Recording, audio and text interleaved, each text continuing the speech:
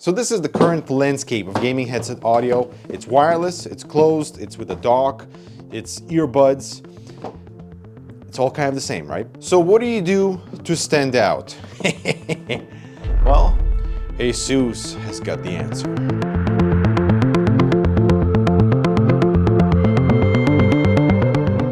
So of course they went the unconventional route with massive 100mm planar magnetic drivers which sound incredible. They have been tuned and co-developed with HIFIMAN, which have a pretty solid audio reputation.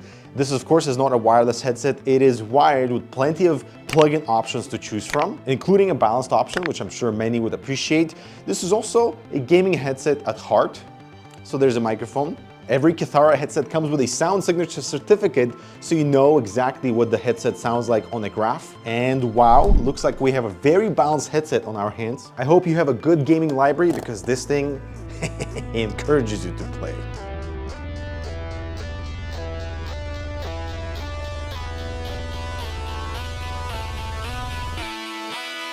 Comfort-wise, you are in for a treat, my friend. Initially, I was a little bit skeptical. At 420 grams, I was like, that seems like a little bit too much, but the balance between gigantic ear pads, perfect clamping force, that is not too much, is not too weak, and also a fairly wide headband with plenty of size extensions just gives you a beautiful, solid experience in terms of comfort. I do feel like the headband extension is designed to be intentionally slightly lighter, therefore you can kind of just like put them on and slide them down until they're more comfortable, but in doing so, like, you know, they're almost at the bottom of my cheek here, and you have to take them off. And what I do is I just reset them back to 0, put them back on, and like 1 or 2 clicks, and I'm solid. These absolutely massive ear pads are also perfect if you wear glasses because they distribute the amount of clamping force on such a wide area. It doesn't feel like any different versus if I'm not wearing the headphones, and that tells you something. And also, despite being so chunky, they fold on your neck perfectly fine, so you can still wear them around your neck without having to worry about like where does your chin go. This is a really nice and comfortable design. Perhaps the only thing that throws off the design is this top metal band. It's just there for size extension. But otherwise, this is an absolutely gorgeous headset / headphone. Overall, the build quality for the Kithara feels substantial for this level of headphone, and I do appreciate the small attention to detail, so like the tiny perforations all around the ear cup, the ROG logo that is nicely and kind of tastefully built in. It's not too loud of a gaming headset, you can say, from like a visual point of view, I mean. The size extension notches are quite confident and very clicky. The only thing is that they're quite light and therefore they can easily come out of that desired setting. I do appreciate the left and right distinction that is available on your headset itself, the ear cups, and also on the cables. The ear cups are removable and they are on this clip system.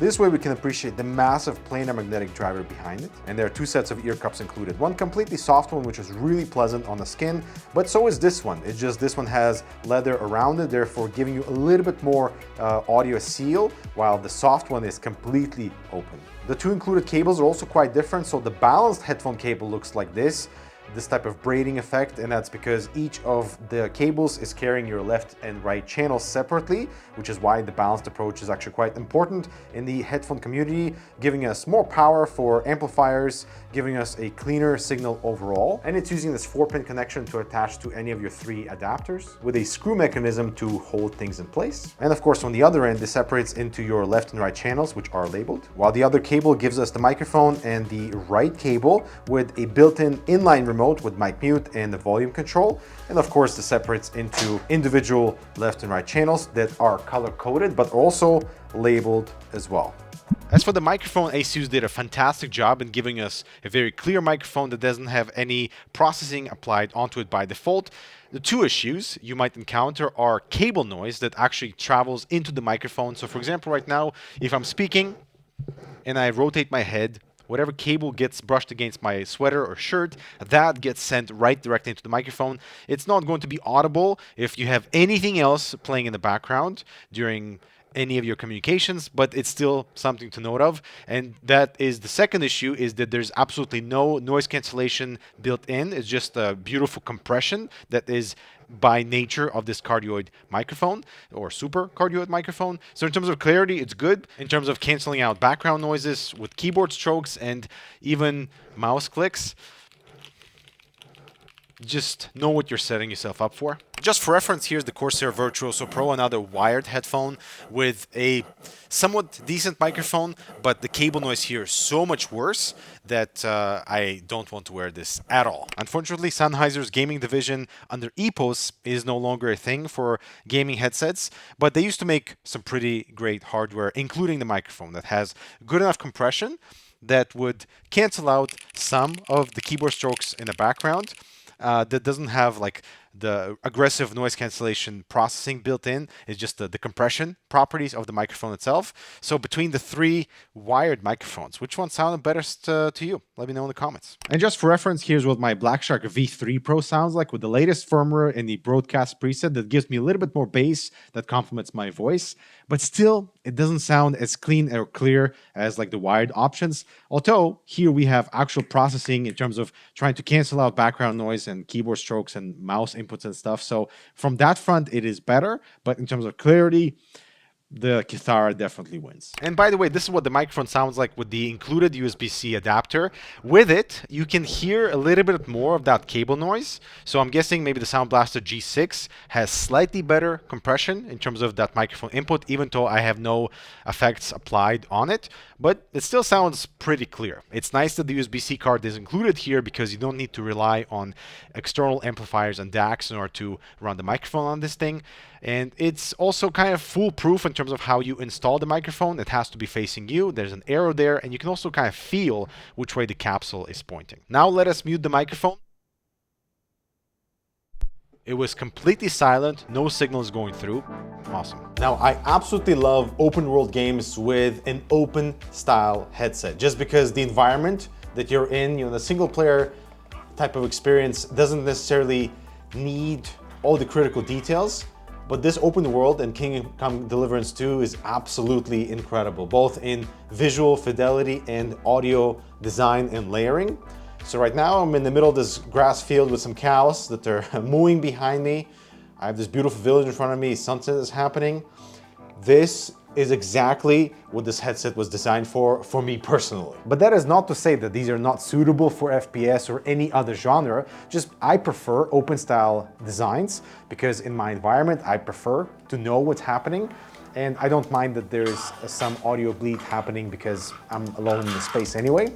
But for FPS genre, particularly with Battlefield 6, which has actually really good sound design and layering, and just the chaos of the audio in that game. And the planar magnetic drivers here with the Kithara kind of break through that initial barrier, and I get to hear things way better for the first time since the game have come out. And after trying regular standard dynamic gaming headphones, this is where the Kithara really shines. Like being able to separate not just like where the footsteps are coming from, but the layering that's happening. You don't get any muddiness whatsoever. The clarity and the detail is just really nice without being too sharp, but also still delivering a little bit of that low-end rumble because the bass region here is not overwhelming, but you can definitely feel it because the drivers are absolutely massive. Jumping into Helldivers 2, and this is where I started to notice that like I could use a little bit more power with the included USB-C adapter, because running things at 100% volume sounds fantastic, but you have so much resolution to hear that I could use like a little 10 to 20% more. And even though these are open back, I feel like the soundstage is not outrageously huge. I feel like it's actually quite reserved. For example, playing things like The Last of Us Part 2, where the actual environment feels so real, like when you're inside a giant hall, there's like actual echo happening that you can hear. When you're playing guitar, for example, that sounds absolutely awesome, and just how good of a job they did with that recording. And like when you're outside or indoors, like the wood creaking from abandoned buildings, grass and the wind and everything else really contributes to an environment that feels real. And when you put on the headphone, you feel like you're in that environment, and it's a little creepy. I think my CS2 days are behind me, but still, jumping into a game to experience what the Kithara can deliver. And if you're a fan of open back design and just absolutely incredible clarity and resolution, you would definitely enjoy the Kithara. And it can pinpoint with such good precision of where the footsteps are coming from and like how far a certain gunshot is heard.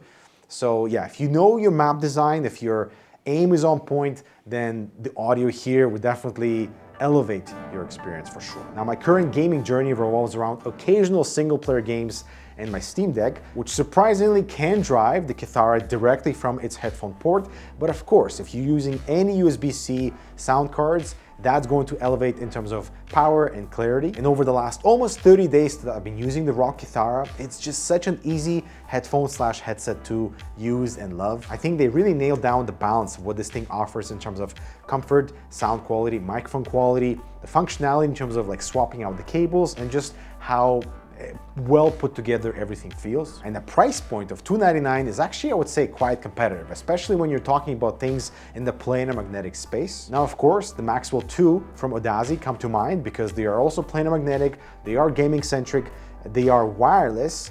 They are slightly more expensive, but I would say comfort-wise, this thing is hands down way more comfortable for like long-term use. And I'm not exactly sure what type of driver they're using here that is comparable to what HIFIMAN offers, but some of the lower tier HIFIMAN headphones start at 280 euros. So I would say for $299 US, here you get a way more complete package, which is kind of a weird thing to say coming from a gaming brand, you know? So this thing is almost perfect, but I do have a few complaints. Number one is that for this price point, we don't have a carry pouch nor a bag included for the Kithara. So if you're traveling with this thing, like putting them in the backpack seems a little bit risky. The inline volume control seems a little finicky for this type of product, and they specify that make sure that like if you're not hearing any audio, make sure that the volume control is right.